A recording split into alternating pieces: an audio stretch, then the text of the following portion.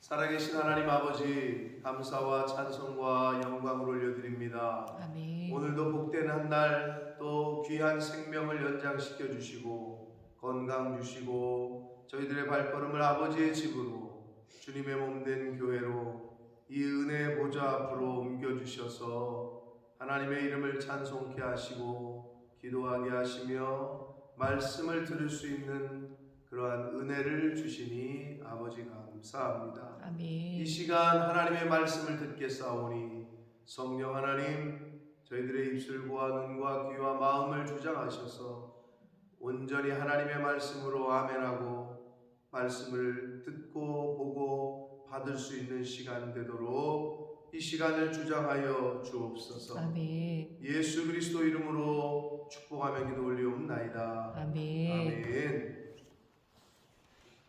자, 미가 선지자, 미가서의 마지막입니다. 내일부터는 이제 나훔서를 같이 보시게 될 텐데, 미가라는 이름의 뜻이 하나님과 같은 신이 어디 있으리까라는 뜻이라고 그랬어요. 이것을 미가 선지자가 18절에서 마지막 자신의 이 기록을 마감하면서 마무리하면서 주와 같은 신이 어디 있으리까라는 자신의 이름을 빗대서 하나님의 이름을 높이면서 이제 이 미가서를 끝맺고 있는데, 처음에도 말씀드렸습니다마는 미가 선지자는 이스라엘 백성들 자신의 동족들의 그 불순종과 죄악을 마음 아파하면서도 하나님의 징계, 하나님의 심판을 그리고 전하고자 했던 것이 아니라 궁극적으로는 회복될 것이다. 하나님이 심판하시지만 회개하면 회복시키시고 다시 하나님께서 은혜를 베푸실 거다 라는 그런 하나님이 어디 있느냐 라는 그런 하나님을 그리고 싶어 했던 거예요. 그러니까 이스라엘 자신의 동족들에게 자신의 죄악, 민족들의 죄악과 악함을 아파하면서도 하나님의 심판에 초점을 맞추기보다는 회개와 회복에 초점을 맞춰서 이 글을 썼어요. 그래서 마지막에도 이제 회복, 그리고 하나님의 은혜, 주와 같은 신이 어디 있으리까? 하나님과 같은 분이 어디 있습니까?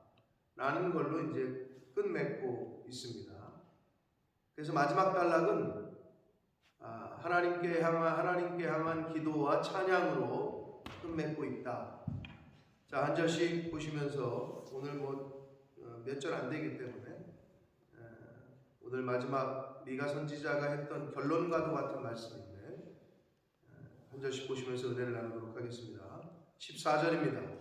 원하건대 주는 주의 지팡이로 주의 백성 곧 갈멜 속 살림에 홀로 거주하는 주의 기업의 양떼를 먹이시되 그들을 옛날같이 바산과 길르앗에서 먹이시옵소서. 아주 굉장히 은유적인 표현을 했는데, 주는 주의 지팡이, 주의 지팡이는 모세의 지팡이하면 모세의 지팡이가 떠오르는데, 왕의 호를 뜻하고 그 지도자들이 손에 잡고 있는 이렇게 조그만 지휘봉 같은 거를 말한단 말이에요. 근데 이제 모세의 지팡이, 하나님의 지팡이, 이건 하나님의 인도하심을 뜻하고 하나님의 보호하심.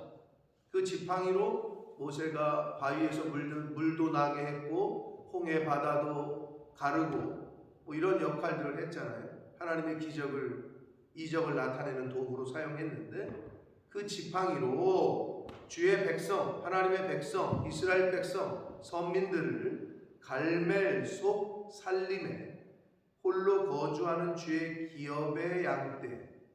그러니까 갈멜 속 살림은 풍요로운 목초지를 상징합니다. 시편 23편에 나오는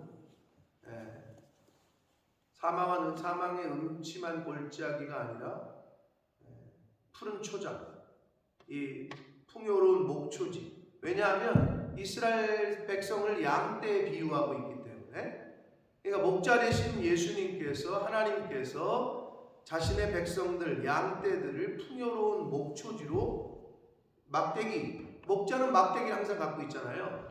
뭐 늑대나 뭐 사자나 아무튼 곰이나 뭐 하여튼 나타났을 때 그 지켜야 되기 때문에 또 양들을 이렇게 인도하고 칠 때도 쓰는 그 지팡이로 이제 인도하신다는 거예요, 하나님께서.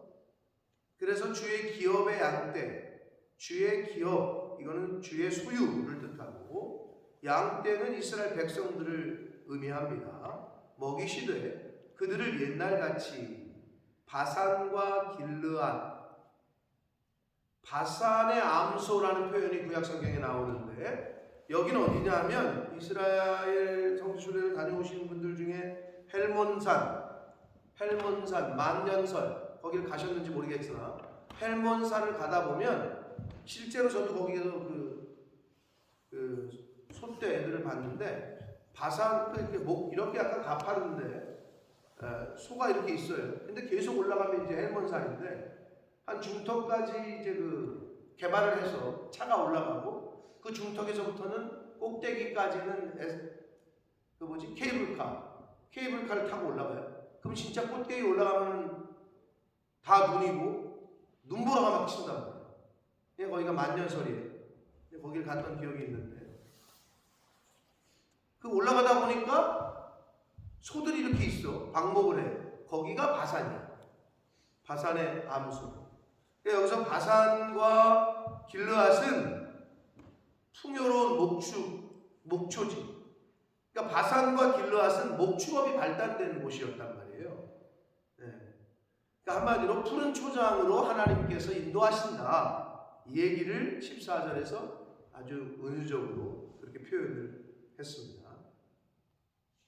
15절, 이르시되 내가 애굽 땅에서 나오던 날과 같이 내가 그들에게 이적을 보이리라 하셨느니라. 이스라엘 백성들이 애굽 땅에서 나올 때 10가지의 하나님의 그 재앙, 애굽 사람들 입장에서는 재앙이고 이스라엘 사람들 입장에서는 10가지의 기적이죠. 10가지의 이적과 하나님의 기적을 체험한 거죠. 애굽 사람들 입장에서 볼 때는 10번의 재앙이었고, 그렇죠? 그런 기적을 다시 보일 거다. 이르되 그런 기적을 보면 여러 나라, 주변의 이스라엘 백성을 제외한 선민이 아닌 여러 나라가 그 하나님의 이적을 보고 자기들의 힘과 세력을 부끄러워해서 입틀막, 송지현 집사님, 입틀막이 뭐예요? 입틀막. 네, 아시는 분 손 들어보세요. 없어? 김경 집사님 뭐예요? 네? 네, 입틀막. 이게 입틀막이야. 입을 틀어 막는다. 그게 그 얘기야. 지금 그 하나님의 이적을 보고 이방 사람들이 자신들이 부끄러워 손으로 입을 막는데,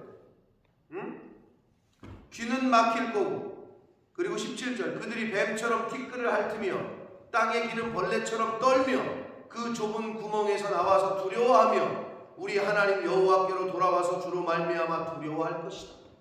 하나님의 기적과 이적을 보고 이방 나라가 두려워한다는 거예요.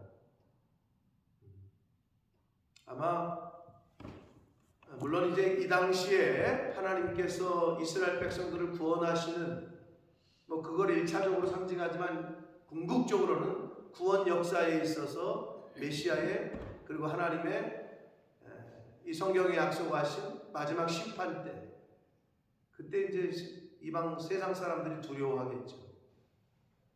두려움에 벌벌 떨겠죠. 그때를 상징합니다. 마지막 때 세상 나라들이 하나님의 위엄과 하나님의 권능에 대한 경외심을 갖게 될 거다. 그러면서 18절, 주여 주와 같은 신이 어디 있으리까? 이게 미가라는 이름의 뜻이라고 했어요. 자신의 이름의 뜻. 하나님과 같은 신이, 여호와와 같은 신이 어디 있습니까? 주께서는 죄악과 그 기업에 남은 자의 허물을 사유하시며, 말이 어려운데 일단 그 기업에 남은 자, 이거는 원문을 그대로 이야기하면 그의 기업에 남은 자, 근데 이제 개역 개정판에는 그 기업의 남은 자, 남은 자가 그 기업의 그 기업의 남은 자라고 생각할 수 있게끔 번역을 했는데, 기업은 하나님의 이스라엘 백성을 뜻하고요. 기업과 남은 자를 동격으로 쓰고 있다고 원문에서는. 그래서 그 기업의 남은 자라는 번역보다는 그의 기업의 남은 자.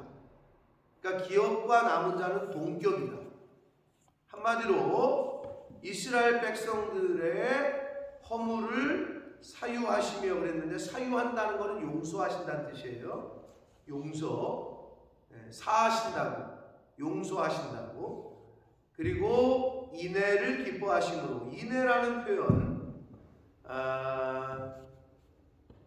신약 성경의 헬라 사람들이 그 사랑을 네 가지 단어로 구분했잖아요. 육체적인 사랑, 에로스, 형제 간의 사랑, 그 스트로게, 필리아, 친구 간의 우정, 이걸 사랑이라고 또 봤고, 그 다음에 신적인 사랑, 아가페.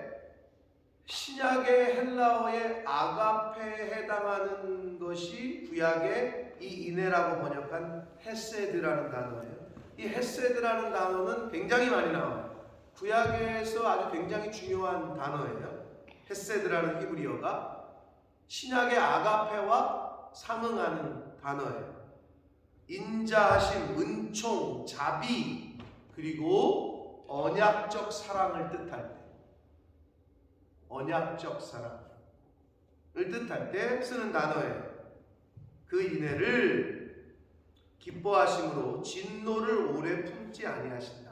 하나님은 사랑이시기 때문에 진노를 오래 품지 아니하실 거다. 그래서 하나님의 백성들 너희들을 언젠가는 마지막 때에는 회복시키시고 구원하실 거다.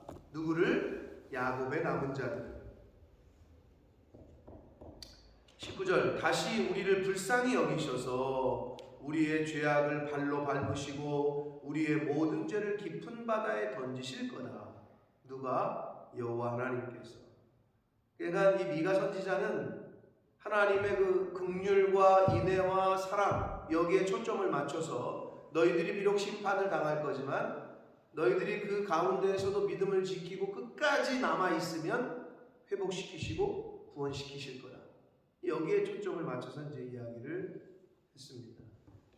마지막 20절, 주께서 옛적에 우리 조상들에게 뭐 하신 대로? 맹세하신 대로, 뭐 하신 대로? 언약하신 대로, 약속하신 대로 야곱에게, 야곱은 이스라엘 지파를 뜻합니다. 이스라엘 백성들, 야곱의 후손들 12지파, 이스라엘을 뜻하는 거고, 이스라엘 백성들에게 성실을 베푸시며, 킹 제임스 버전이라고 하는 영어 버전에서는 이걸 truth, 진리라고 번역을 했고, NLT, New Living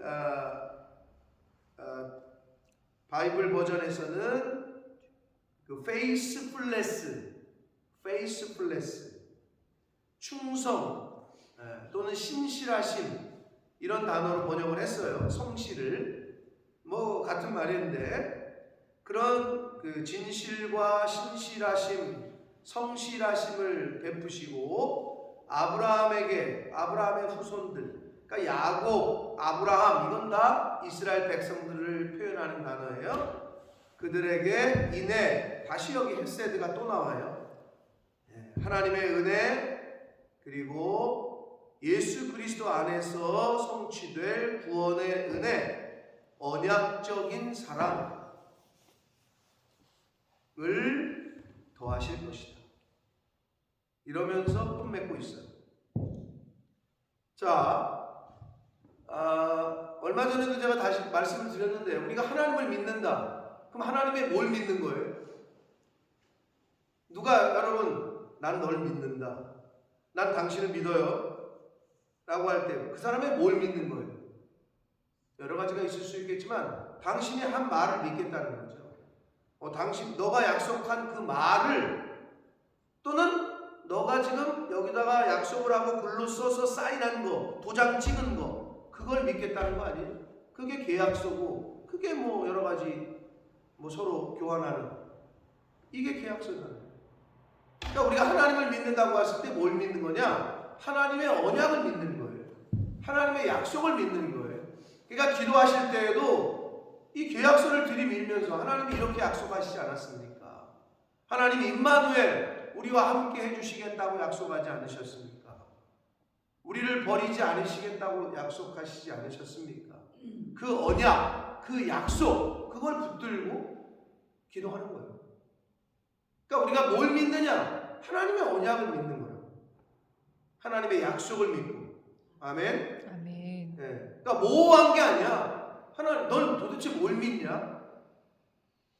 하나님의 약속, 언약을 믿는 거야. 아멘. 그걸 붙들고 있는 거지.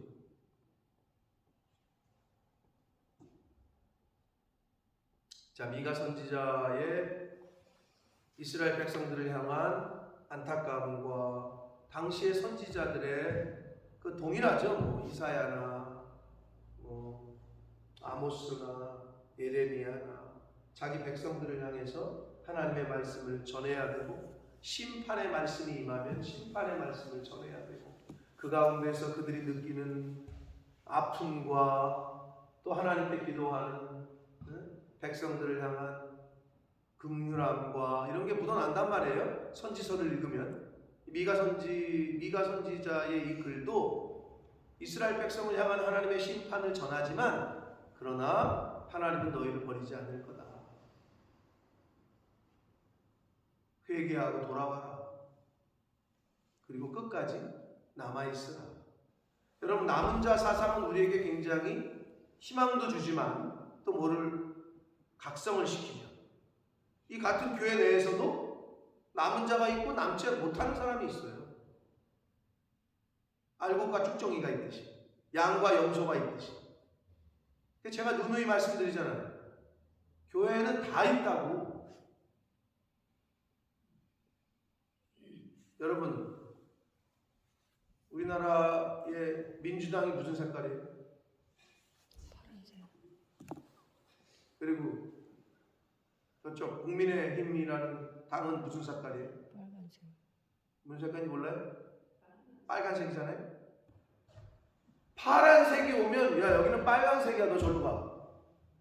파란색 쪽에서는 빨간색이 오면 너 절로 가 여기는 파란색이야. 쉬워요. 그래서 자기 색깔끼리 있어요. 그리고 빨간색이면 절로 가라 그러지. 파란색이면 절로 가라 그러고. 근데 교회는 어떻게? 너 절로 가. 이게 안 된다고 잘.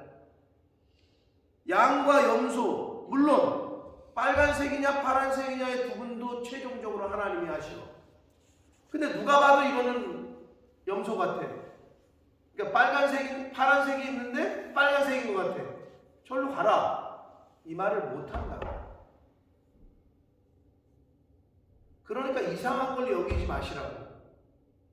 당연히 섞여 있으니까 시끄럽지. 빨간색과 파란색이 있으면 맨날 싸우지. 그러니까 국회가 맨날 싸우는 거 아니에요? 왜? 서로 주장이 다르고 맨날 싸우는 거 아니에요?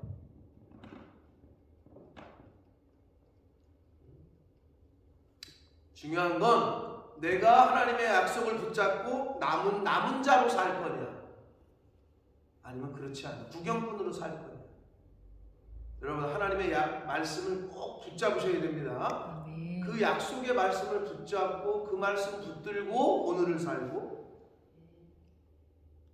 오늘 하루라는 시간과 생명을 우리에게 주셨기 때문에 그 약속 붙들고 기도하는 거예요. 근데 약속을 알아야 그걸 붙들든지 기도하든지 할 거 아니에요. 그렇기 때문에 우리가 하나님의 약속을 읽고 듣고 또 배우고 그걸 언제까지? 이 세상을 떠나는 그날까지. 하나님이 부르시는 그날까지. 이걸 알아야 하나님이 기뻐하시는 뜻대로 이 세상을 살 거 아니에요? 아, 이걸 하나님이 하라고 하셨구나. 아, 이건 하지 말라고 하셨구나. 아, 이렇게 살라고 하셨구나. 이걸 알아야 그렇게 살지. 알지 못하는데 어떻게 살아? 법을 알아야 법을 지킬 거 아니에요?